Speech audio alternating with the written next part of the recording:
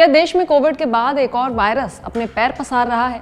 कोविड-19 pandemic की यादें अभी धुंधली भी नहीं हुई थी कि एक दूसरे वायरस को लेकर अलर्ट जारी कर दिया गया है। कोविड के समय आपने देखा होगा कि एयरपोर्ट्स पर बॉडी टेम्परेचर चेक, मास्क पहनना और हेल्थ फॉर्म्स भरना ज़रूरी था। साथ ही ट्रैवल करते समय एक्स्ट्रा चेकिंग से भी गुजरना पड़ता था। अब कुछ वैसा ही माहौल एक बार फिर बनता दिख रहा है, लेकिन इस बार वजह है निपाह वायरस। जी हाँ, जिसकी वजह से पश्चिम बंगाल में अब तक 100 लोगों को क्वारंटाइन किया जा चुका है। आखिर क्या है ये निपाह वायरस? निपाह वायरस कैसे फैलता है? इसके सिम्टम्स क्या होते हैं? किन लोगों को ज़्यादा खतरा होता है और इससे बचने के लिए किन बातों का ध्यान रखना ज़रूरी है, ये सब जानेंगे इस वीडियो में। मेरा नाम है खुशबू और आप देख रहे हैं जस्ट। एक्सपर्ट्स के मुताबिक निपाह वायरस एक ज़ूनोटिक डिसीज़ है, यानी ये बीमारी आमतौर पर जानवरों से इंसानों में फैलती है और सबसे ज़्यादा केसेस में इसका सोर्स बैट्स यानी चमगादड़ और पिग्स होते हैं। हालांकि कुछ सिचुएशंस में ये वायरस एक इंसान से दूसरे इंसान में भी फैल सकता है, जैसा कि हाल के केसेस में देखा गया। इसके अलावा ये इन्फेक्शन कंटामिनेटेड फूड यानी खाने के जरिए भी फैल सकता है। सिम्टम्स की बात करें तो निपाह इन्फेक्शन हर किसी में एक जैसा नहीं होता। कुछ लोग इन्फेक्टेड होने के बावजूद कोई सिम्टम्स नहीं दिखाते, जबकि कई केसेस में बीमारी गंभीर सांस की दिक्कत पैदा कर देती है और आगे चलकर दिमाग की खतरनाक बीमारी में भी बदल सकती है। वर्ल्ड हेल्थ ऑर्गेनाइजेशन और दूसरे हेल्थ एजेंसीज के मुताबिक ये बीमारी 2 स्टेजेस में आती है।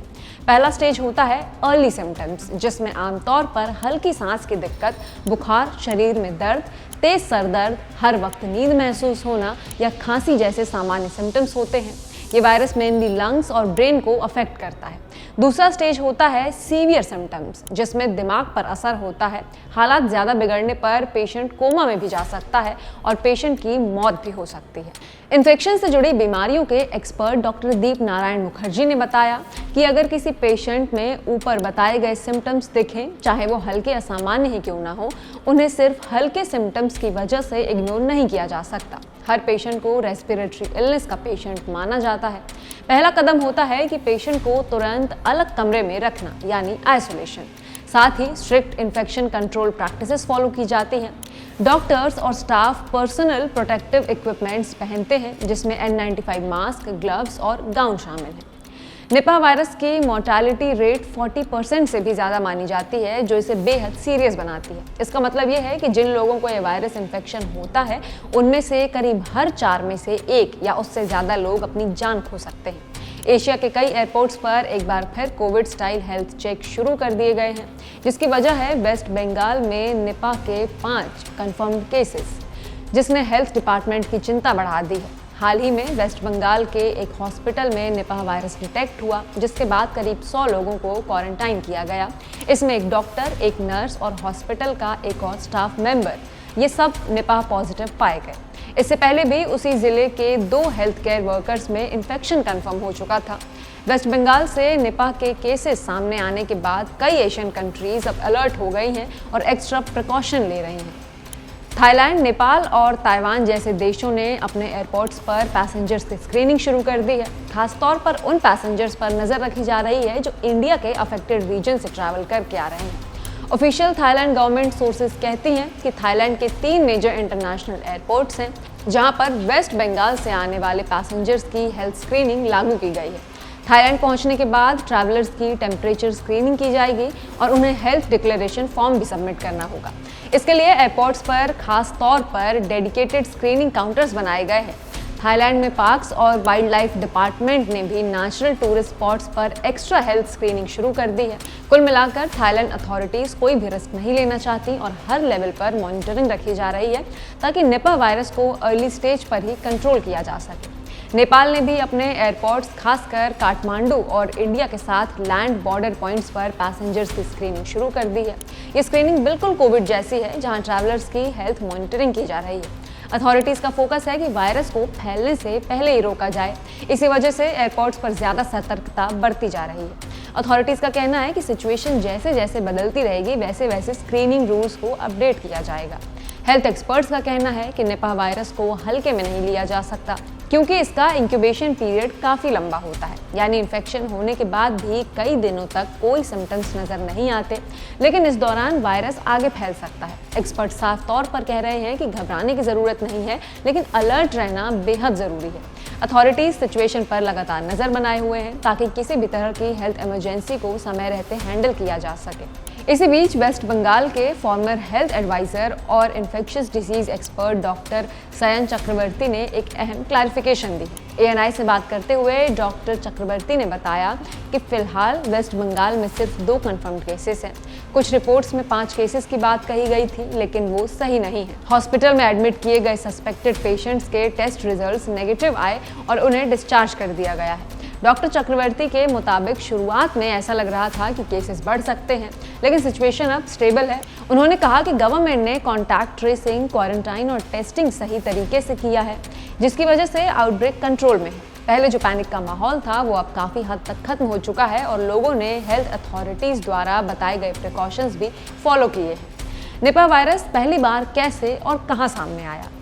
दरअसल निपा कोई नया वायरस नहीं है। इसकी पहचान पहली बार 1999 में मलेशिया में हुई थी, जब पिग फार्मर्स के बीच बीमारी फैल गई थी। इस वायरस का नाम सुंगाई निपा गांव के नाम पर रखा गया, जहां इसे पहली बार पाया गया, जो मलेशिया में स्थित है। इसके बाद मलेशिया में नए केसेस सामने नहीं आए, लेकिन दुनिया के कुछ दूसरे हिस्सों में समय समय पर छोटे मोटे मामले देखे गए। ये वायरस सिंगापुर तक भी पहुंचा। इस आउटब्रेक में 100 से ज़्यादा लोग मारे गए और वायरस को रोकने के लिए करीब 10 लाख पिग्स को मारना पड़ा। इससे फार्मर्स और लाइव स्टॉक ट्रेड को भी बड़ा आर्थिक नुकसान हुआ। पिछले कुछ सालों में बांग्लादेश इस वायरस से सबसे ज़्यादा अफेक्टेड देशों में से एक रहा है, जहां 2001 के बाद 100 से ज़्यादा लोग निपा से मर चुके हैं। पिछले कुछ सालों से केरला इस वायरस का हॉटस्पॉट बन गया है। 2018 में यहाँ 19 केसेस आए, जिनमें से 17 लोग निपा वायरस से जान गंवा बैठे और 2023 में 6 केसेस सामने आए, जिनमें से 2 की मौत हो गई। साथ ही निपा वायरस का फर्टिलिटी रेट यानी मृत्यु दर भी काफ़ी हाई मानी जाती है। इसी वजह से एक्सपर्ट्स लगातार मॉनिटरिंग, स्ट्रिक्ट कॉन्टैक्ट ट्रेसिंग और टाइमली एक्शन पर जोर दे रहे हैं। जिन लोगों में इन्फेक्शन कंफर्म होता है, उनके लिए फिलहाल सपोर्टिव केयर ही सबसे ज़रूरी ट्रीटमेंट है। एक्सपर्ट्स का कहना है कि निपा का फर्टिलिटी रेट कोविड-19 से कहीं ज़्यादा है। डिसीज प्रोग्रेशन को एक्सप्लेन करते हुए डॉक्टर चक्रवर्ती बताते हैं कि मरीज को पहले severe headache, body pain, throat pen और कफ जैसे सिम्टम्स होते हैं। ये कफ धीरे धीरे न्यूमोनिया में बदल सकता है, जिससे सांस लेने में दिक्कत शुरू हो जाती है। इसके बाद इन्फेक्शन ब्रेन तक पहुंच जाता है और पेशेंट की हालत गंभीर हो जाती है। एम्स बिलासपुर के प्रेसिडेंट डॉक्टर नरेंद्र कुमार अरोड़ा ने बताया कि फिलहाल निपा वायरस के लिए कोई वैक्सीन उपलब्ध नहीं है। उन्होंने कहा कि अगर किसी व्यक्ति में निपा इन्फेक्शन की पुष्टि होती है तो उसे जल्द से जल्द मोनोक्लोनल एंटीबॉडीज दी जाती हैं ताकि बीमारी को कंट्रोल किया जा सके। डॉक्टर अरोड़ा ने यह भी बताया कि पूरी दुनिया में इन मोनोक्लोनल एंटीबॉडीज की सप्लाई बहुत लिमिटेड है। इसी वजह से भारत सरकार ने इसे एक सीरियस इनिशिएटिव की तरह लिया है ताकि देश में इनकी अवेलेबिलिटी सुनिश्चित की जा सके। उन्हें उम्मीद है कि आने वाले समय में भारत में इसकी पर्याप्त मात्रा उपलब्ध हो जाएगी। ऐसे में पेशेंट्स को सपोर्टिव केयर, लगातार सर्विलेंस और स्ट्रिक्ट कॉन्टैक्ट ट्रेसिंग के जरिए ही सिचुएशन को कंट्रोल किया जा सकता है। ताइवान के हेल्थ अथॉरिटीज ने प्रस्ताव रखा है कि निपा वायरस को कैटेगरी 5 डिसीज में शामिल किया जाए।